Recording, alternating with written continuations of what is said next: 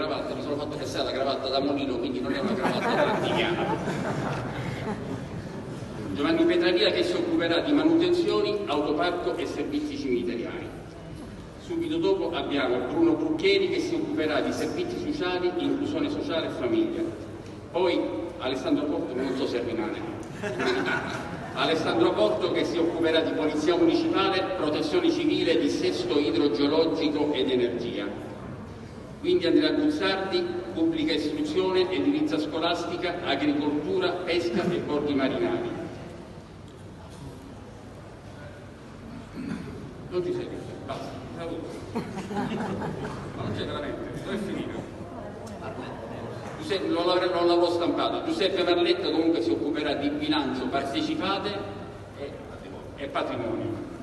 Sergio Parisi, politiche comunitarie, lavori pubblici e sport. Paola Greca, il professore Paola Greca, vice sindaco, urbanistica, mobilità e rapporti con l'università. Anche questo non so, no. Salvo Tomarchio, ambiente. E perché la classe solo per me? Ambiente, ecologia, parchi e verde pubblico.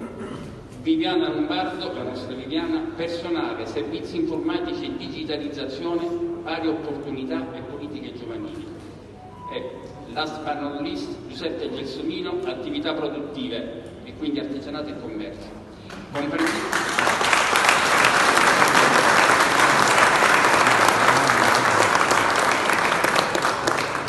Per quel che vale, anche se oramai questo sindaco un po' ha annoiato, per quel che vale io invece tratterrò le deleghe per la cultura, la zona industriale e il turismo. Adesso passiamo al giuramento degli assessori che da questo momento in poi saranno i protagonisti della giornata. Io mi defilo, scompaio, sbiadisco e mi allontano.